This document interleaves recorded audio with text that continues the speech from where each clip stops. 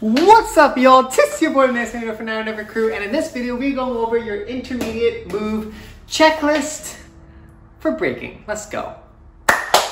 Aw, so close. Okay, that's a lot of writing done. Don't be concerned if the list looks a little daunting to you. If you haven't seen my beginner checklist yet, definitely click right here and you can make sure that you watch that first because that's gonna set you up for the foundation for this video. Everything from that video is basically a prerequisite for this video. So you're gonna be building off of the first video going into this video, hence beginner to intermediate, okay? So from the last video, we did two-step front, two-step back, side step, and crossover step, which is the 4 pillars, in my opinion, of top rock. Again, this video is all my opinion. This is the way I teach, this is the way I approach breaking. Take it all with a grain of salt, use what you can, discard the rest. We all have our own teaching and learning styles, and we all have our own names and everything. Don't get held up on that. Just take the information that you find valuable, and again, let go of the rest. Okay, so starting off, we got two-step front. So, from this step, we have 5 steps, okay, that I think are important for you to learn. Number 1, flying. This teaches you how to start hopping in your step, okay? Then we have double hop. This teaches you how to travel with your two-step front. Then we have ground touch. This teaches you how to bring it down. Next up, we have your toe pop. This teaches you how to transfer your weight to the back of your feet. And then lastly, we have your kick. This teaches you how to start kicking within your steps. Second pillar, we have your two-step back. This teaches you how to start rotating your hips, as well as transferring your weight again from your balls or your feet. Okay, then from there we have your kick, similar as before. It teaches you how to kick, just in a different position. Then we have your 360. This teaches you how to add a 360 into your step, pretty self-explanatory. From there we have your hop. This teaches you how to just start adding again a hop into your step. From there, third pillar, we have your side step. Okay, starting off with rotation. This teaches you how to start rotating in your steps. From there we have salsa. This teaches you how to start adding salsa style hip movement and or just more hips into your movement, as it's a very watered down version. People just call it salsa. From there we have Casper, inspired from Casper. Obviously, from there, basically you start adding a 180 into your side step, which is a really good step, in my opinion, to learn how to start rotating in your steps. Okay, then from there we have kick out. Again, similar as the steps before. This teaches you how to start adding kicks into your steps. Going to our last pillar, which is our crossover step, going down to our back step kick. This step's really important because it teaches you how to start adding your weight from forwards to backwards into your steps. From there, we have your spam step. Another nice little beat killer step, which teaches you how to just keep going into the same step over and over again. From there we have your step back. This teaches you how to add a little bit of a weight into your top rock. Then from there we have your heel slap, teaches you how to take your feet off the ground, add a little bit more of those slaps and hands into your movement and your steps. From there we have your kick out. Again, it teaches you how to add a pause and a kick into your steps, and that's a top rock. There we go. Okay, from top rock, we obviously go into your go downs or your drops, okay? So this is how you transition from top rock to footwork. So again, in the first video, we just went over a couple, and now we're gonna branch into even more. All right, so at the beginning, we have your coin drops. Coin drops are super important because they teach you how to get into power. They teach you how to get into your shoulders, onto your back. They're just like the perfect transition from standing to the ground, okay? From there, we have your side slides. Side slides is important. As you start getting more intermediate and advanced, you want to learn how to slide, not just on your back, but also on the sides of your legs, and this teaches you that, okay? From there, we have an air worm. Air worms can be a trick by itself, but it's also a very important transition to learn how to get to the ground from a handstand position. So if you wanted to go handstand to turtle, handstand to baby freeze, handstand to footwork, handstand anywhere, literally just from standing to the ground, okay? It teaches you how to smoothly do that from a push-up style position, but higher, hence it being a handstand style position, okay? From there we have your shoulder roll. This shouldn't be broken up, but it is.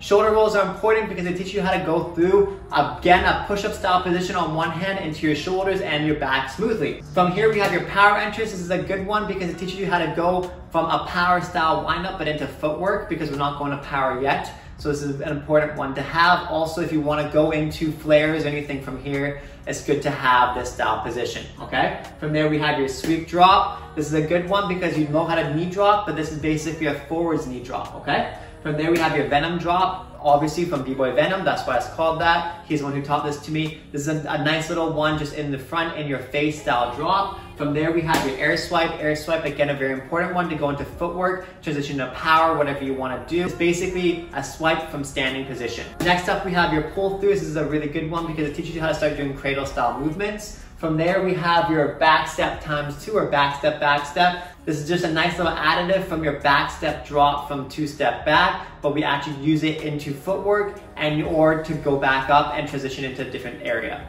All right, moving right along, we have your footwork. So in the first video in beginners, we did 1 to 6 step plus 8 steps. So now we're gonna finish off with 7 step, 9 step, and 10 step, okay? 7 step starts teaching you how to rotate your hips for preparation for 10 step. 9 step teaches you how to start replacing your steps in footwork. 10 step teaches you the full hip rotation on both sides and also how to do fast steps without hopping, okay?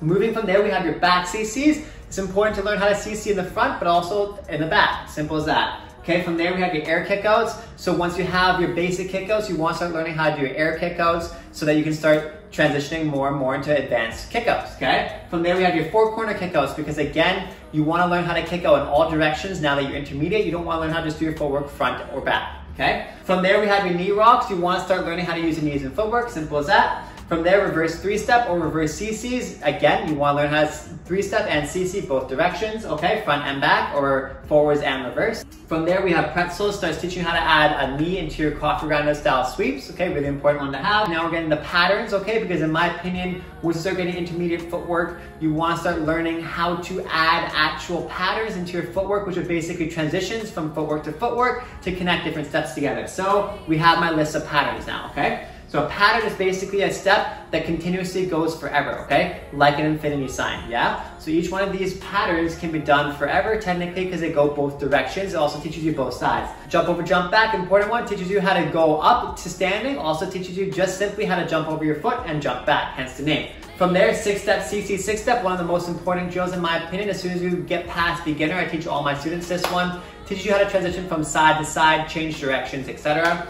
From there, we have our 8-ball 6-step from Casper. This is, again, a really important pattern. Start teaching you direction changes similar as 6-step, CC 6-step. From there, we have your pump walk from Profo 1, okay? This one's teaching you how to travel from side to side in footwork. From there, we have your abstract 1-step. This one is really important. Start teaching you how to do reverse coffee grinders and adding it into a nice pattern to change directions and how to use coffee grinders and 1-steps in your rounds to better benefit your footwork. From there, we have your Savage Po 1 pattern, okay? A mix of B-Boy Savage Rock for my crew, Po 1 sweep, obviously. This is a really good up and down, in my opinion, one of the most important ones to teach you how to go from top rock to footwork to top rock, etc., okay? From there, we have your Zulu, CC, Zulu. So Zulu spin, CC, Zulu spin, CC. Again, a really important in your face back and forth movement. From there, we have Peter Pan from B-Boy Storm. Again, an important one to play with in your face footwork against your opponent. Okay, from there, we have your Savage Run pattern, again, from B-Boy Savage Rock. This is a good one because it starts teaching you how to do a simple run in your footwork, and it's a really good beat-killing step, and it adds a little bit more of a different style motion to your footwork. From there, we have your crossing kickouts, okay? This is just adding one foot in and crossing both directions. Again, a really good beat-killing step and a really staple one in my own footwork arsenal. Okay, let's move into floor work. First up, we have your shoulder, body, thread, rolls, whatever you want to call them. You guys have seen me implement this into my breaking so many times. I think it's one of the really key movements in floor work that really helps you transition into other moves and just use as itself. Ambulance! From there, we have your arm sweeps, okay? Arm sweeps is a really underused movement, especially in floor work, and I think you can use it a lot into different transitions and little stylized moves. And as you start getting intermediate, you're gonna start playing with more stuff like that, okay? From there, you have your knee grinders. Knee grinders is a really nice one because it starts teaching you how to bring your legs underneath your bum in a kind of faked coffee grinder style motion, okay? From there, we have your shoulder rolls. This is a really good one that teaches you how to transition from footwork into floor work, okay? From there, we have your tire rolls, made up by my crewmate, Tayo, okay? I don't know if he's the one who originally made it, but he's the one who taught me, so that's what I call it. But this teaches you how to use a kind of Superman position in with your basic stomach rolls. So I think it's a really nice one to have, especially if you have a flexible back. From there, we have your run around side spins. This is dope because again, it teaches you how to use a simple run into your breaking, okay? You can add a lot of transitions into it as well. Next up, we have octopus. Octopus is from Storm. Again, a lot of my foundations from Storm. This is a really important one because it teaches you how to start keeping your hips up and going from your shoulders, upper back, shoulders, and keeping your head down at the same time, which you need for windmills and for power later on, okay? From there, we have your arm threads, okay? This is taking from your stomach coffee grinders into adding a little arm thread in, which starts teaching you how to use those in your floorwork, okay? From there, we have your sinking switches. This is again a nice transition from footwork into floorwork, and it also teaches you how to use the sides of your hips and your bum and pushing off your foot to start transitioning you from side to side, which is a good tool to use later on. All right, next up we venture into threading. Whoa, this is shaking. Okay, next up, threading. Now that you're intermediate threading, a lot of these threads, or a decent amount, are just gonna be doing the same thread you did on the ground, but at higher and higher levels. So, for instance, infinity thread, you're now gonna do it at stand-up level as well as the ground level, okay? Then from there, you're gonna do your bicycle thread, but rather than doing it standing up this time, you're gonna do it in footwork position, okay? Then from there, you have your thesis barrel roll thread. This is a good one to teach you how to do back threads, okay, or bum threads, yeah? Then from there, you're gonna do your two-step thread in footwork, which is like an infinity thread, but in a squat. Then from there, you're gonna do your jump threads, very important to have, okay? Then from there, you're gonna do your knee threads. You're gonna do no-handed in footwork, as well as doing it standing up, okay? So again, a lot of these threads are just teaching you harder versions of the base ones you already know, okay? From there, you're gonna do your handcuff bump spin thread, because this teaches you how to start doing spinning motions while threading, which you're gonna wanna have later on for power moves and harder and more advanced threads. From there, you're gonna do your arm threads, okay? You wanna start learning how to thread with your hands standing up too, now that you're intermediate. So we're gonna do our visor, chin wrap, and elbow through threads, okay? So your visor thread is just another very basic thread that you just learn, boop, just like that. Then your chin wraps threads, okay, again, just a basic one, but it's good to start understanding them, and elbow throughs, okay? From there, we're gonna do our backspin threads because you wanna learn how to spin again, because again, you wanna start learning how to do threading while doing power moves as well. Okay, now we're going to freezes, okay? Now that you've done beginner freezes, you should have a solid base of each freeze. That means you have different leg positions in it, you can hold it comfortably, okay? Because now we're gonna start going to your transfers, your pivots, and your one-handed freezes. So for your shoulder freeze, we have your shoulder freeze one-handed, very important, so you can start learning how to thread, spin, etc. Okay, from there, you have your shoulder freeze transfers, okay? That's transfer from shoulder freeze, upper back shoulder freeze. Prerequisite for windmill, you should have this because we're gonna start doing windmill. From there, you have your tabletop hops one-handed so that you can start learning how to hop on one hand and balancing on the spot. This is gonna help you for dark hammers, jackhammers, crickets, everything else that we're gonna do later on in power moves, okay? From there, you have your baby freeze transfers. This is one that's pretty overlooked, but I think it should be in our intermediate foundation because if you learn how to go from baby freeze to one-handed baby freeze on each side, it's gonna be really beneficial for you to learn more and more advanced baby freezes next up, like threading ones and one-handed balanced ones, okay? From there, you have your side chair. This is again prerequisite for air chairs and stuff like this, which we're gonna do later on, and for halos and stuff like that, so you wanna have a good side chair. From there, you have your headstand pivots. You wanna get this because then if you wanna go to head spins, you learn how to balance one-handed, also threading, everything like that later on that you're gonna be doing. You wanna have one-handed headstand on each side first.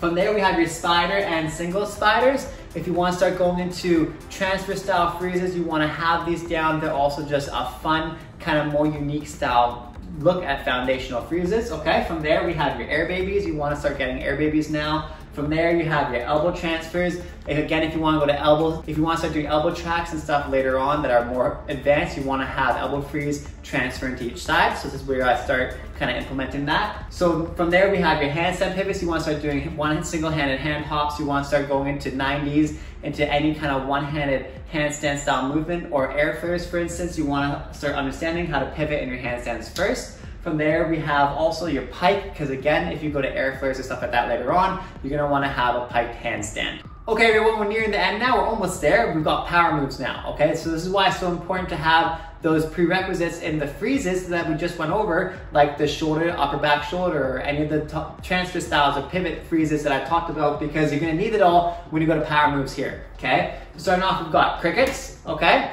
So if you want to get jackhammers, or you should literally want to just use crickets by itself, it's a good one to have, okay? Then turtles. So we did our no turtle hops, just rotations before in beginners. Now you start adding hops in and you get turtles, okay? From there, we have windmills, of course, a staple in breaking, a staple in power moves, a staple period. You want to have your mills, okay? From there, we have your flares. Again, super important one to have. Again, a staple, iconic movement. Then from there, we have swipes. You can go 2 foot or 1 foot, whatever you prefer. I personally found 2 foot easier. I started my students with 2 feet naturally, but if you find 1 foot is a lot easier for you, by all means, go for 1 foot, okay?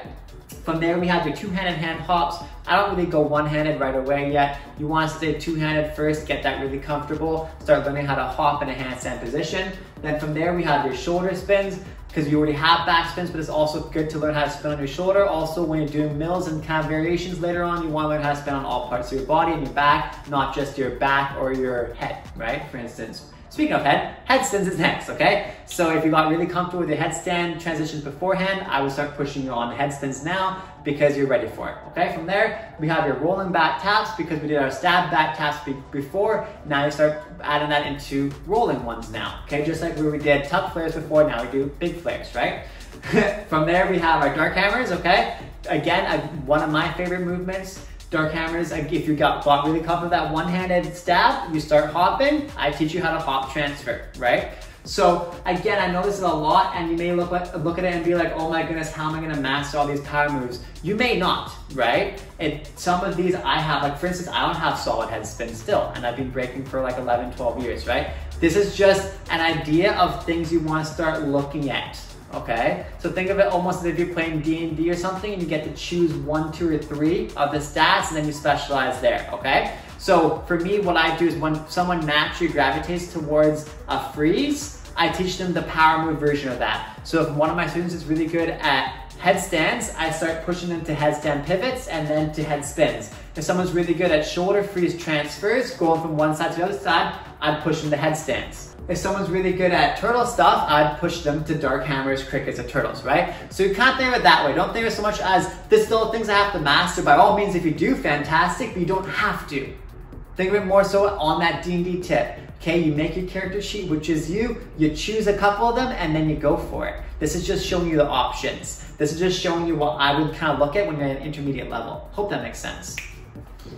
Fuck yeah, I'm killing it. Okay guys, so I didn't really feel right ending the video there because there's a couple things that I felt are left a little bit untouched, and that's like transitions into freezes and a couple of your tricks. Like for instance, it didn't make sense to me that like you could maybe be doing a head spin but didn't have a kip up. Or that you could do like windmills and like maybe like 20 forward patterns, but you didn't understand how to do like a knee drop to headstand, you know what I mean? So I think some of these things are important to have, and by some, I mean, I think most of these on this sheet, everyone should have. These are really important ones, if you can, and these are gonna really help you out, because if you don't know how to transition your 30 forward patterns into a freeze cleanly, what's the point, right? Okay, so tricks and transitions. Number 1, kip up. You gotta learn how to kick up. Took me a little bit to get, but now that I really understand how to do it, I have a nice tutorial on really breaking it down for you guys. I think it's a really important one that everyone should have. Valdez, okay, or Gumby, or a lot of people have different kind of names for it. Or rainbow, I've heard before. But anyways, we call it Valdez, and that's just going from a squat position to handstand and or to your feet. Again, a very important one to have. From there, head tracks. Head tracks are really important to have. You don't necessarily have to have multiple going in a row, but at least head track to baby freeze like a turtle or something, I think everyone should have. From there, rollbacks. You want to learn how to do rollbacks to baby freeze, shoulder freeze, headstand, handstand, whatever. From there, one step baby freeze. More challenging than you would think. Okay, it's a lot of people I've found struggle with this one, but again, everyone should have this, especially when you start getting to an intermediate level. Then baby to baby freeze. This I should have added into the freezes ones, but I forgot. You should understand how to go from baby freeze to other side baby freeze 100%. Then from there, knee drop to headstand, okay? And also then add it in, but you should also have chair to chair as well. So I'm gonna put that in here, okay? Which is chair, stab, chair. Okay, so I can start going more into, actually let's finish it off first. Then from there, pretzel chair. Okay, so pretzel in the chair, yeah? So as I teach more and more and I create more of these videos, my curriculum is getting bigger and bigger, and I'm starting to really define what's important to have when you're kind of learning the process of breaking, what's not so important to have for everybody, you know? If you want to stylize it, by all means, but if you don't really need it, why have it at the beginning, right? So, freeze stacks is definitely something that I've left out of this video because like it's hard to really add every single thing, but like shoulder freeze to stab, stab to headstand, headstand to handstand. Like if you want to go the freeze route, I think it's important that you have those freezes, okay? And when you start doing windmills and stuff, you have to learn them anyway, so I put them in as prerequisites. But so I didn't really keep it sections strictly for freeze stacks, but that's because they're kind of broken up throughout all the movements, okay? So I know, again, this is a lot of content and a lot of stuff, but as I said, think of it as a checklist and a list for you to come to when you're not sure what to train, and a list for you to come to help yourself progress. You don't have to have every single movement here, okay? This is just what I recommend as moves to have and moves to have a decent understanding of, because they're gonna help you learn more advanced moves later down the road. That's why it's intermediate. And it's big because intermediate is vast, right? Intermediate is bigger than beginner, but it's not advanced. As soon as you get to advanced, you specialize more and more. But here, there's a certain movements where it's really important for you to have, okay? So that being said, if you have no idea where to begin with this, remember, I have tutorials on 90% of what I taught here on my channel already. There's over 200 videos on this channel, okay? And they're all playlisted in as well. So if you're not sure where to go on my channel. As I said, like most of these clips are, 90% of these clips, as I said, are from my own videos and from videos I've already done tutorials on this content, okay? So again, if you're not sure where to start there. That's a great place. If you like this video, please don't forget to like, comment, subscribe, and smash the button for more videos. And I'll see you guys in the next one. Thanks so much for watching again. Peace. Happy breaking. Love is love. Love is love.